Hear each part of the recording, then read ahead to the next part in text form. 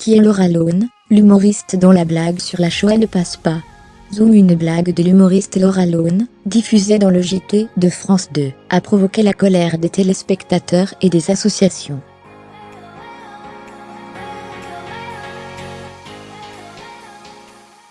Retour sur le parcours de la jeune femme, lauréate en décembre dernier de la France, a un incroyable talent sur M6.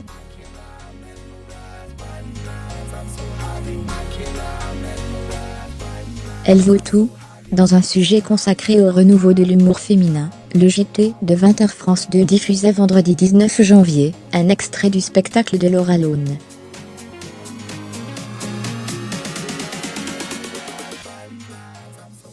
Quel est le point commun entre les juifs et les baskets? Demande-t-elle. Silence dans la salle.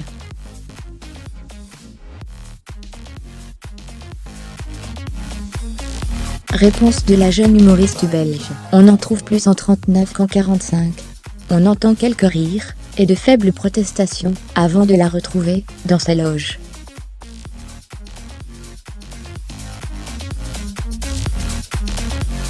Je n'ai jamais la volonté d'être trash, pour être trash en fait, explique-t-elle à l'équipe venue l'interroger.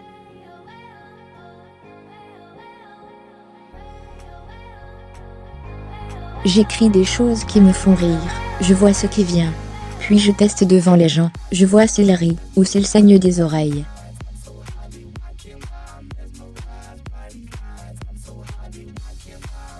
Guillemets. Visiblement, ils ont été nombreux à saigner des oreilles, puisque la blague en question va provoquer de vives réactions sur les réseaux sociaux.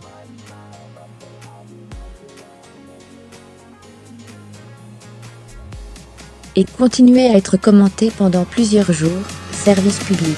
D'un côté on vante l'audace de la blague d'une femme sur la Shoah, et de l'autre, on vire texte pour une blague sur les femmes, écrit dimanche sur Twitter, l'avocat Gilles William Goldnadel.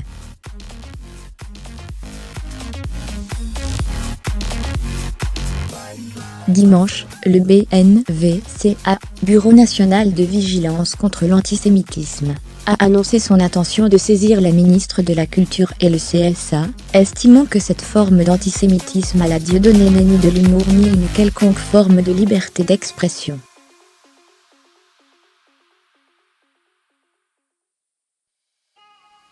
Guillemets. Ce lundi, c'est Cyril Hanouna qui s'est insurgé, consacrant dans TPMP, un débat autour de la vanne de Laura Lone.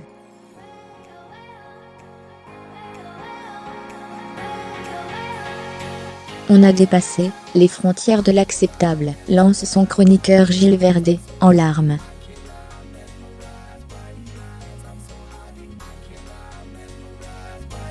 Et moi je vous le dis, que ce soit en spectacle, en journal télévisé, on ne peut pas rire de la Shoah.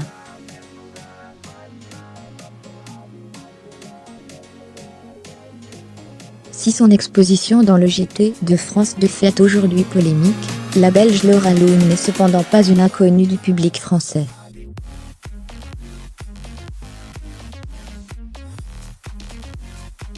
Sur les services publics, on l'a aperçue en 2011, dans On ne demande qu'à en rire, aux côtés de Philippe Pété, avec lequel elle formait le duo Phil et Laura.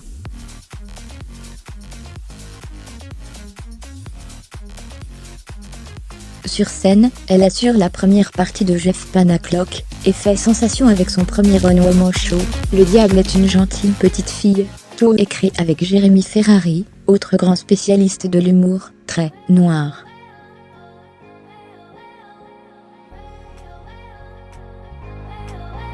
Si je sors une vanne, et que les gens sont juste choqueurs, c'est trop tard. Mais il ne faut pas la refaire. Laura Lone, en décembre 2017 dans C'est à vous. En décembre dernier, on la retrouve à la télévision sur le plateau de La France, a un incroyable talent sur M6.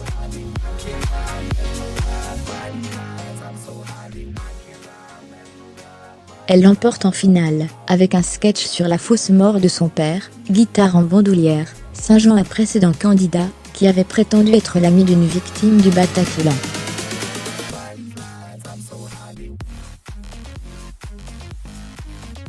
Les médecins m'avaient dit qu'il en avait jusqu'à mercredi maximum, lance-t-elle au jury, hilar.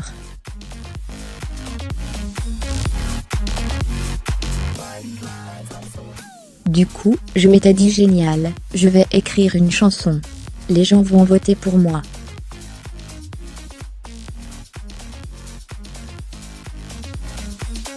Guillemets, je ne me prive pas au niveau des thèmes, au niveau des textes. Ma seule limite, c'est que ça fasse rire, explique-t-elle quelques jours plus tard sur le plateau de CAV sur France 5, où l'équipe souligne que toutes ces dates sont archi complètes.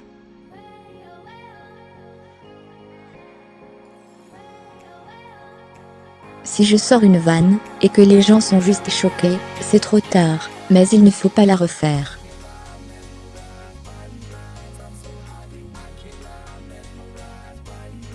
Guillemets prémonitoire point d'interrogation. Lors de son passage sur M6, Laura Lone avait déjà divisé les internautes.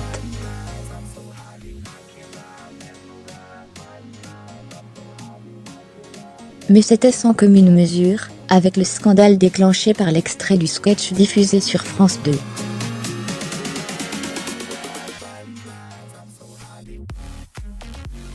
Et qu'elle joue actuellement sur la scène du Petit Palais des Glaces, à Paris, avant de partir en tournée dans toute la France.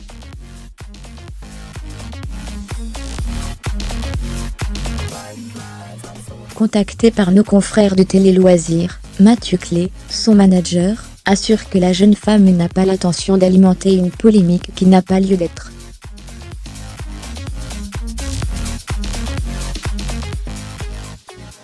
C'est un extrait de son spectacle, que France 2 a décidé de montrer. Cela est de leur responsabilité éditoriale d'avoir choisi cet extrait en particulier, insiste-t-il.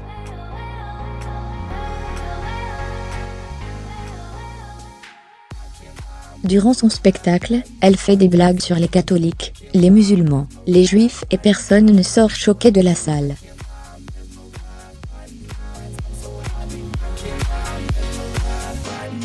Jérôme Vermelin mit à jour, créé.